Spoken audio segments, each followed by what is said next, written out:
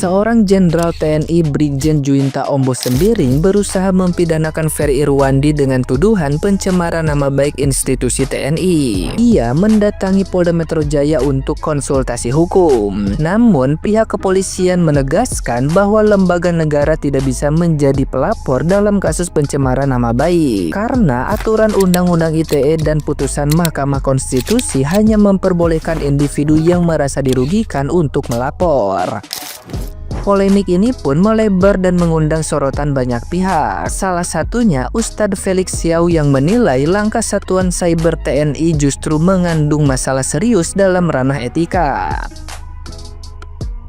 Ustadz Felix mempertanyakan alasan mengapa Satuan Cyber TNI secara spesifik menargetkan Ferry Irwandi, sementara ancaman nyata seperti judol atau praktik ilegal lain tidak disentuh. Ia menegaskan bahwa tugas TNI adalah menjaga kedaulatan dari ancaman luar negeri, bukan membungkam kritik publik.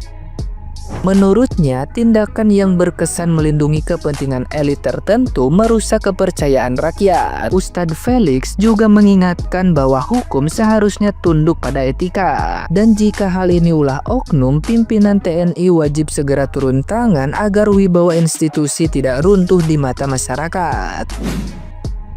Ini adalah menurutku justru yang menjadi inti daripada problematika yang ada di Indonesia. Singkat cerita, kesewenang-wenangan. Kenapa?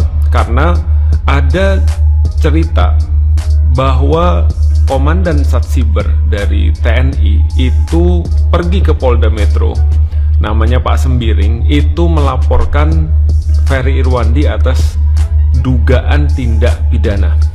Jadi gini teman sekalian, kata-katanya tuh menemukan berarti dicari. Dan pertanyaanku yang berikutnya adalah kenapa dicarinya spesifik ke situ? Aku nggak mau bahas Ferry Irwandinya sih, karena Ferry Irwandi bisa ngurus dirinya sendiri. Dia nggak perlu bantuan, belum perlu bantuan. Tapi yang kita bahas adalah kenapa dicarinya spesifik itu, Ferry Irwandi dan kasus-kasus yang sekarang ini. Ada apa dengan kasus-kasus yang sekarang ini? Karena setauku TNI itu adalah harusnya sebuah institusi untuk kayak melindungi Indonesia dari ancaman dari luar. Kalau polisi dari dalam, tentara dari luar.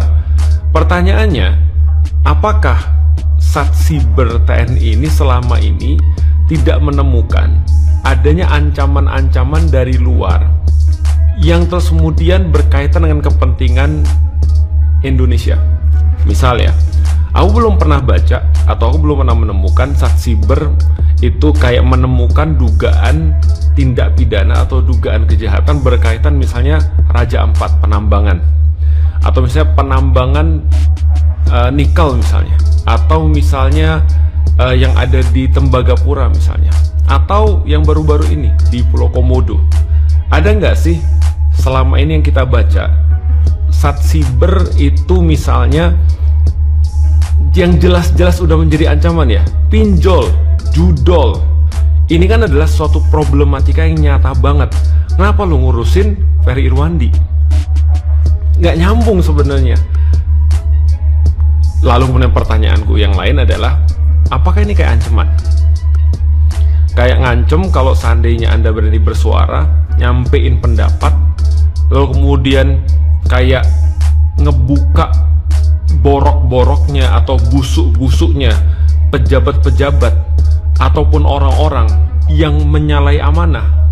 Kenapa itu nggak pernah untuk dibuka? Kenapa itu nggak pernah dipermasalahkan, nggak pernah dilaporkan?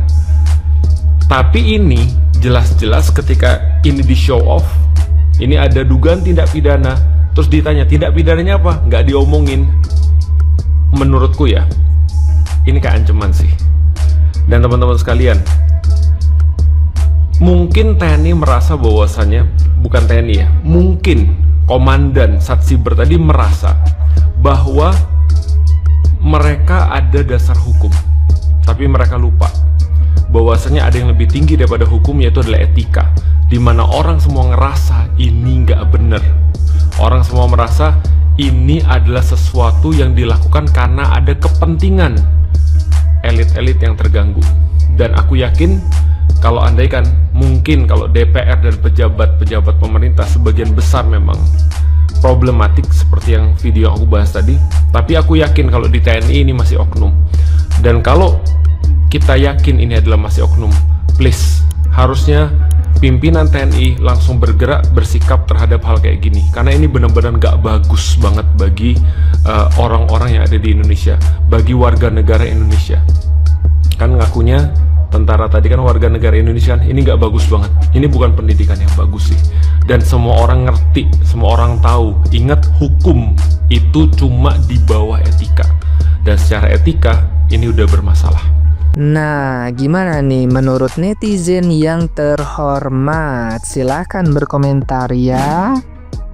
Tapi aku cuma mau bilang bahwa Ferry Irwandi tidak perlu dibela dengan kemarahan, Ferry Irwandi tidak perlu dibela dengan kerusuhan, Ferry Irwandi tidak perlu dibela dengan kekerasan. Tapi Ferry Irwandi perlu dibela dengan pikiran dan perubahan. Akan sangat sia-sia semua gerakan yang dilakukan oleh Ferry Irwandi dan Malaka Project-nya kalau kita hanya mengartikan gerakan itu adalah gerakan melawan pemerintah aja. Kita nggak bisa secara naif hanya mengharapkan pemerintah berubah. Kita harusnya tahu polanya selalu sama. Kebijakan buruk, rakyat marah, rakyat demo, aktivis ditangkap, aktivis dikriminalisasi, pemerintah ngasih janji, pemerintah ngasih mimpi, besok-besok diulangi lagi. Maka harusnya perubahan dimulai dari kita. Dengan cara apa? Dengan belajar yang benar. Dengan belajar cara belajar. Dengan berpikir yang benar. Dengan berpikir cara berpikir. Perubahan ini bukan hanya untuk Ferry, bukan hanya untuk Dea, bukan hanya untuk Kania Cita, bukan hanya untuk Malaka, tapi untuk kita semua, untuk anak kita, untuk cucu kita, untuk generasi setelah kita. Kalau yang disebut dengan Indonesia Emas 2045 itu benar adanya, maka kitalah penentunya. Kalau kita setuju bahwa Indonesia layak mendapatkan pemerintah yang baik,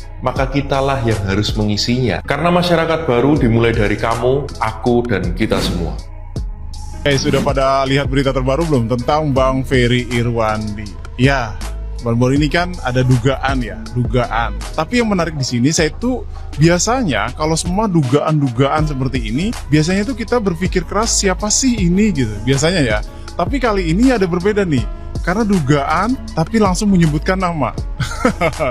Oke, salam Diarana, ambil positifnya, buang negatifnya, tonton videonya sampai selesai. Fakta utama yang pertama itu Satuan Siber TNI menyatakan menemukan indikasi dugaan tindak pidana yang dikaitkan dengan Ferry Irwandi dari hasil patroli cyber. Lalu berkonsultasi dengan Polda Metro Jaya pada Senin 8 September 2025. Rincian pasal atau dugaan spesifik belum diungkap ke publik. Nah, sekarang ini tugas netizen dipermudah nampaknya, nggak perlu mencari tahu, langsung disebutkan siapa ya yang dugaan ini. Biasanya gitu ya. Dan tadi juga kan fakta-fakta dugaan itu juga menurut saya itu kayak katanya fakta tapi dugaan.